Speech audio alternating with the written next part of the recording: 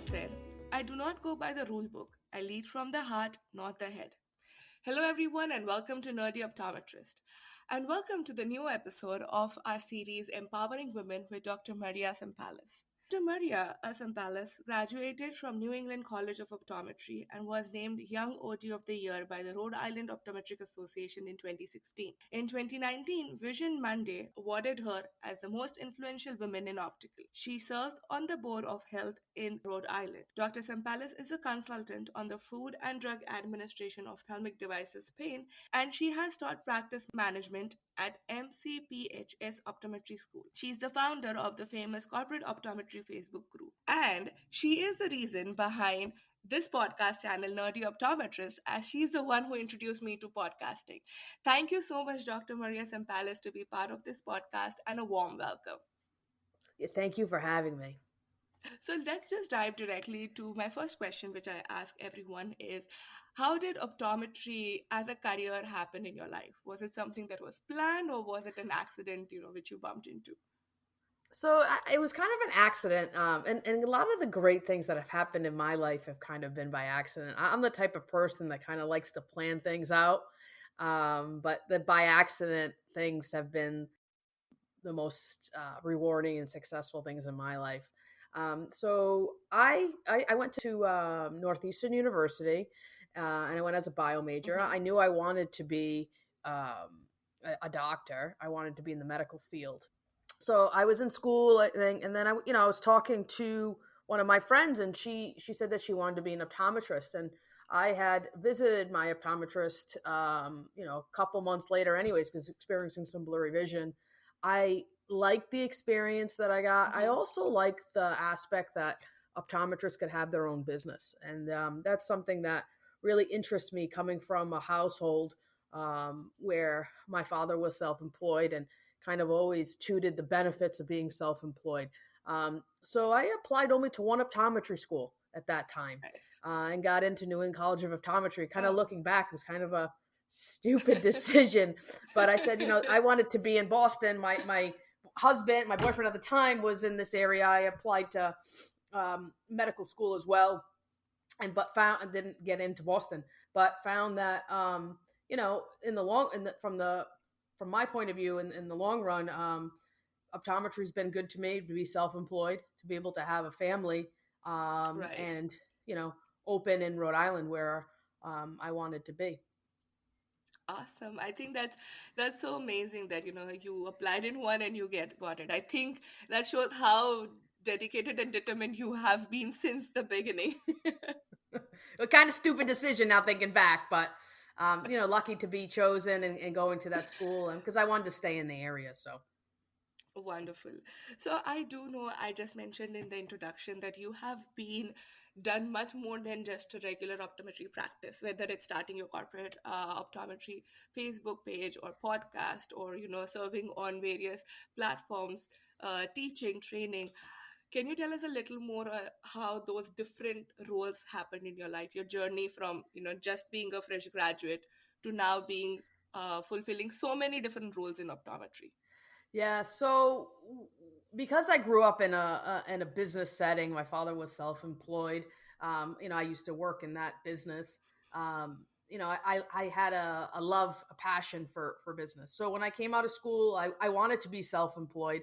It didn't happen that way. I did get lucky after a couple of years and was able to take on a sublease.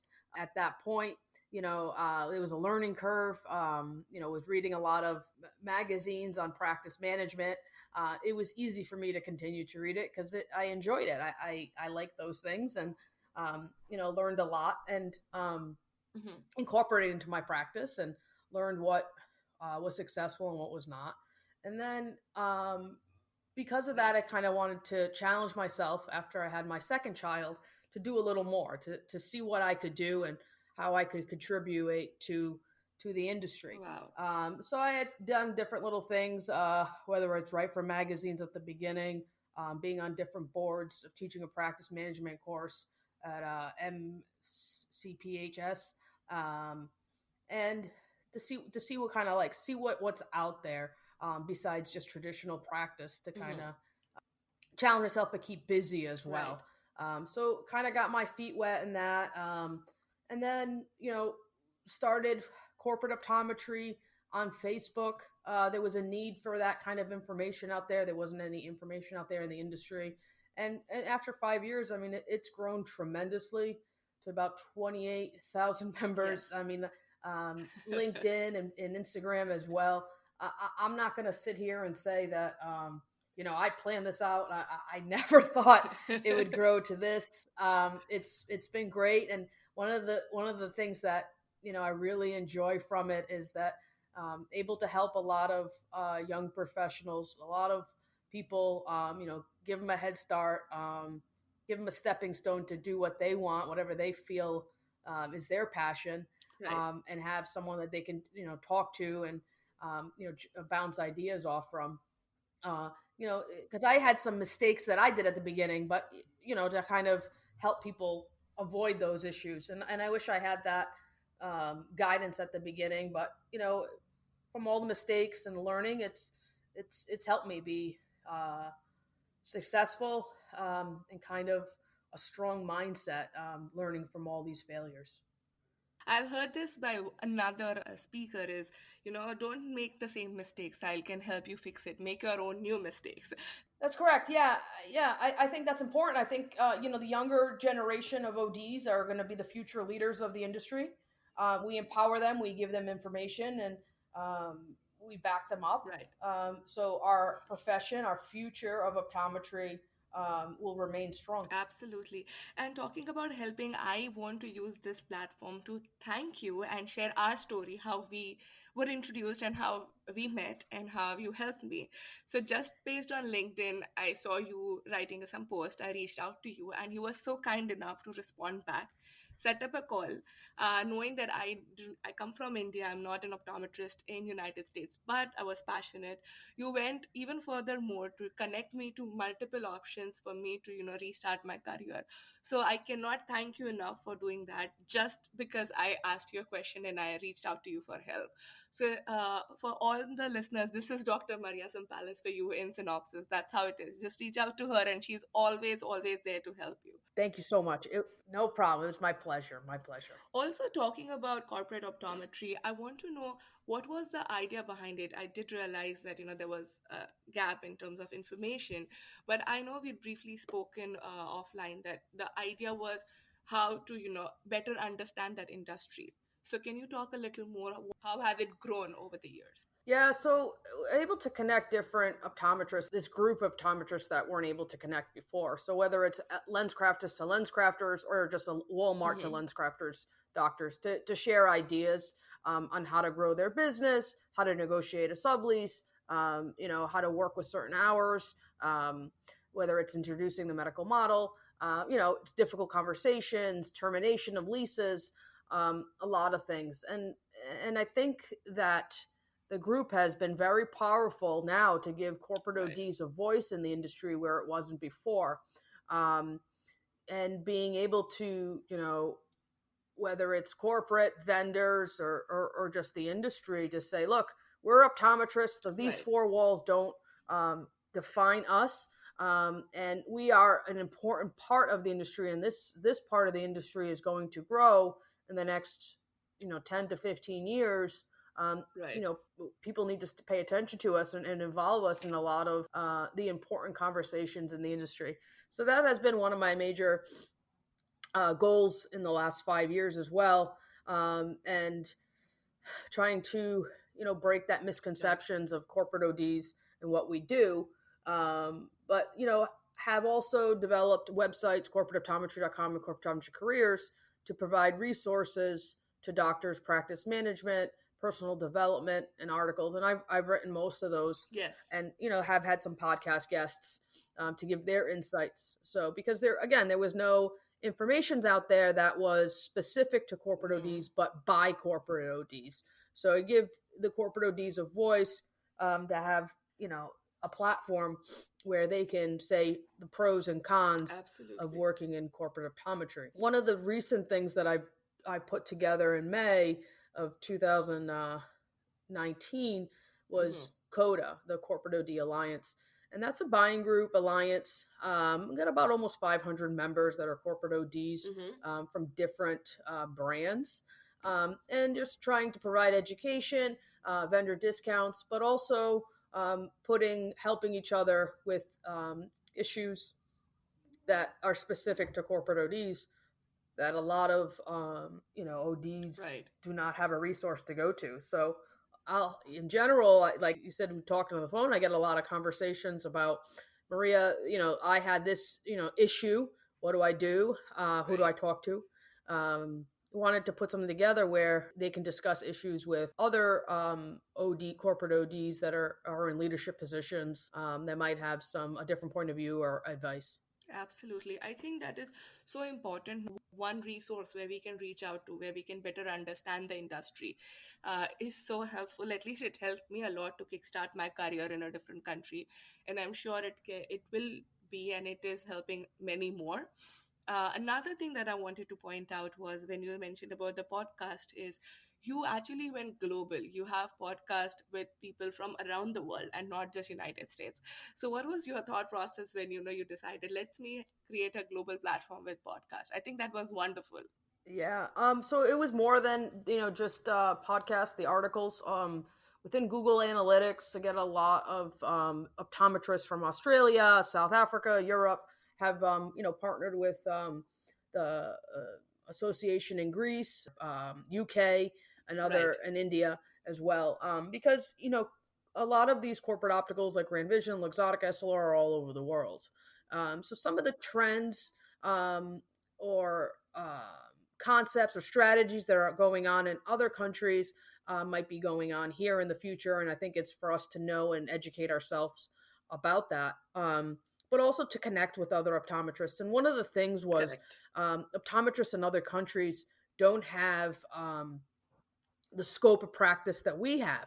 And I think that if we could help those optometrists, change that also will change the view of these corporate opticals in the future, because these companies are based in other countries, and some of the ideas might come from Italy or Right. France or the UK, and they might not work, and they might work in over there, but they don't work here. So I think that's important to bring different ODs together to see what is going on, to see how maybe Specsavers is using OCT in their practice, or maybe how Right. Luxottica is expanding into India with lens crafters, or learning how LensCart was successful in India and now is coming to the US. I think the global changes are important, and ODs not to just be kind of stuck within their four walls of their practice and just see patients. For the future of the profession, it's good to educate ourselves and network with other professionals and kind of work together, because these companies, whether they're competitors or not, they do collaborate together for their best interest. And I think we need to collaborate for optometry's best interest and for our patients, and to continue to change the scope of optometry. And we have the education, and we have a strong ability here in the U.S. that we can influence other countries. So why not do that? I agree. Also, when you said whether it's corporate optometry, whether it's your journey, I do very clearly understand things don't come easy. There has to be some struggles, some hurdles, some limitations that you had to overcome. Can you share some of your stories and how did you overcome that? Sure. When I first started, there's been a lot of rejection from the beginning. I had some reactions, and won't name names, but we'll say some people say anyone can start a Facebook group. Right. Nobody cares about corporate optometry. Private practice is the way to go. Corporate ODs, they just refract. And so, at one time it was, being a female, the group grew a little larger. It's growing. The next step was, growing a little larger. Being a female, you should focus on your kids. This might be too hard for you. Right. You should just, hand this over to, somebody else. And then, trying to be influenced on how posts or comments have been in the group.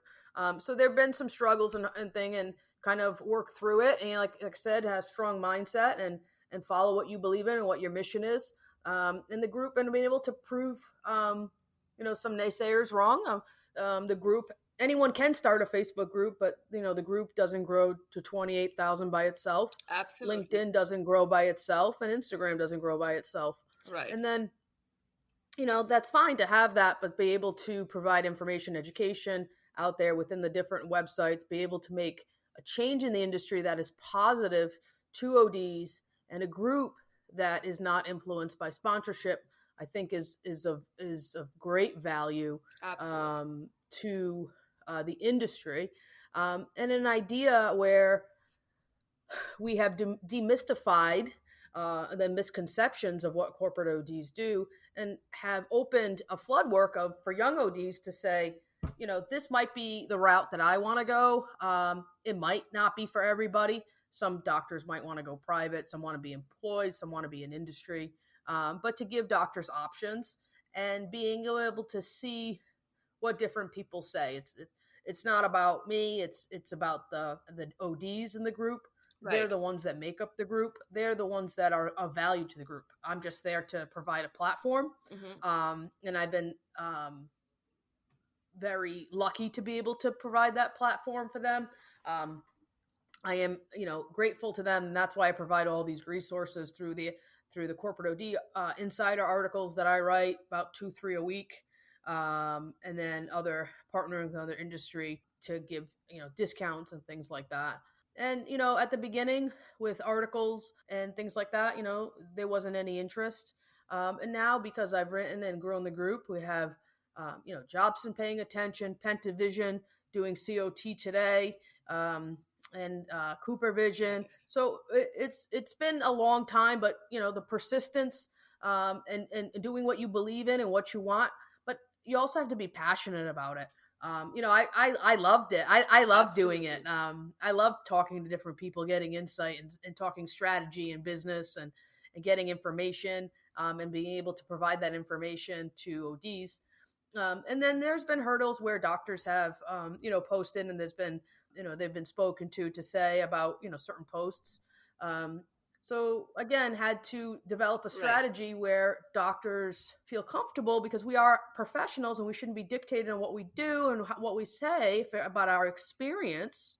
So came out with the, Hmm. anonymous posts, and um, doctors trust me, and just that Right. itself is very gratifying, that there are specific doctors that can reach out to me, I can post for them, and they trust me that their information is confidential.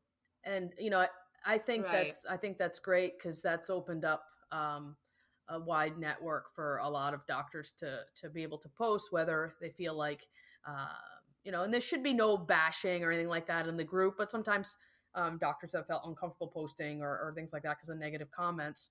But there's rules to the group, but people can be Right. negative sometimes within social media. But I take great pride in developing that. And you know, if you pay attention to other platforms within social media, Facebook, other Facebook groups have developed the anonymous Hmm. post. So it kind of started a trend there, to help ODs, and Right. being the leader of the group. Um, you know, these ODs wouldn't have any retaliation because they're anonymous, but I'll tell you, there's been some negative comments towards me about these posts, some retaliation comments about it. But again, the mission is to give ODs the voice, and I will not be Yeah. told what I'm going to do with my group. If it helps ODs, that's the purpose. Wonderful.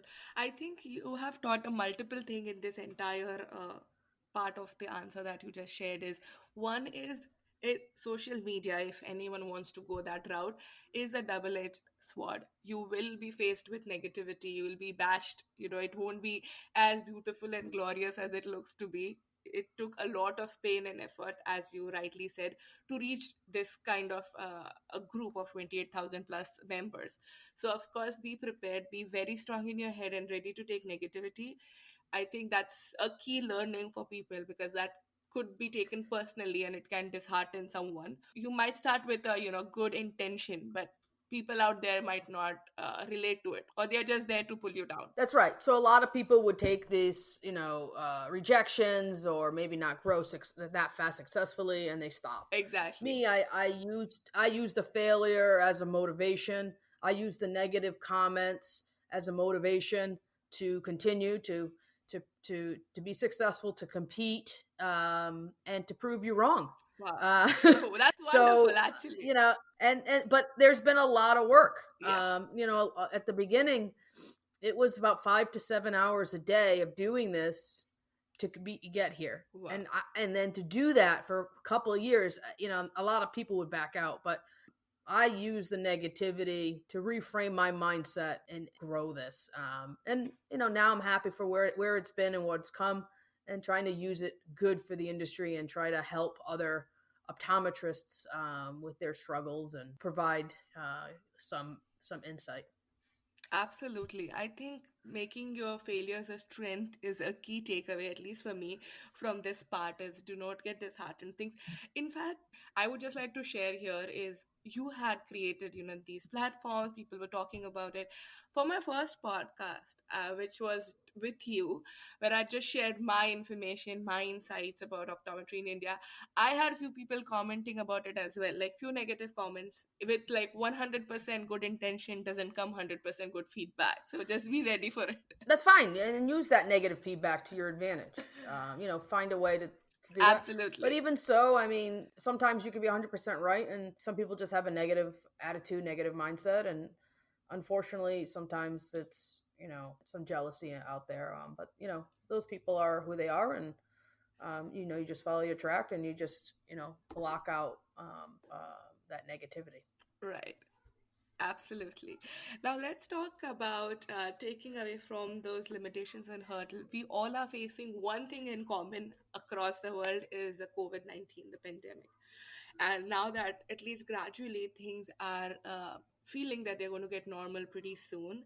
So how has, optometry or the perception of practicing optometry or corporate optometry changed during and post COVID-19 for you? Yeah, there's COVID-19's been a big issue right now. It's worldwide.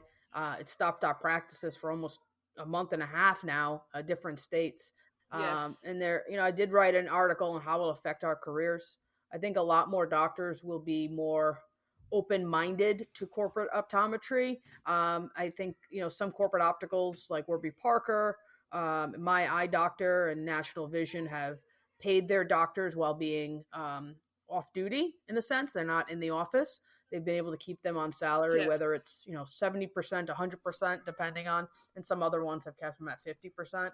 Unfortunately, some if they're not able to do that, have temporarily furlough them at this time. But I'm getting a lot of, Yeah. because I do the corporate optometry careers job website, I'm getting a lot of doctors private messaging me for jobs, because a lot of private practices have laid off their doctors, and probably Right. will not have their doctors come back for a little bit until they recuperate from this financial issue. So I think a lot of doctors might look at that aspect, might rethink of these corporate opticals, because of the good that they've done, to support their doctors, and even sublease.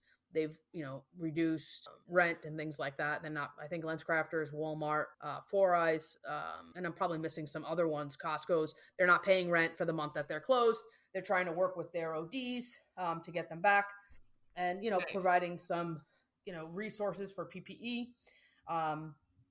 So the community has come together. Even vendors have helped all practitioners. So it's been good in that aspect. A lot of doctors are nervous with financial stress.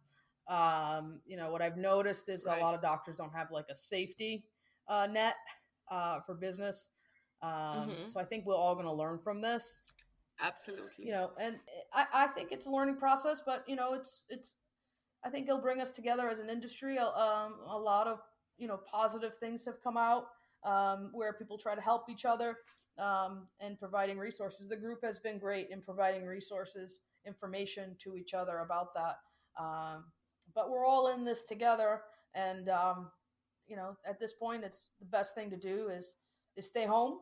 Protect your families, protect yourself, and use the downtime to spend time with your family, but maybe, sharpen up your skills on practice management, billing claims, and resubmitting claims, reorganizing your office, using it time wisely, and preparing to reopen, because we're not going to be closed forever. And, even though we're not getting Absolutely. any Yeah. income, those patients aren't going anywhere. We're just going to see them at different times. So, we shouldn't Yeah. be too nervous. That's a wonderful, positive note, and I hope for everyone good take this time for both family as well as learning few skills that you might want to master, and then get ready for the new life post COVID. I'm sure everyone is looking forward to it.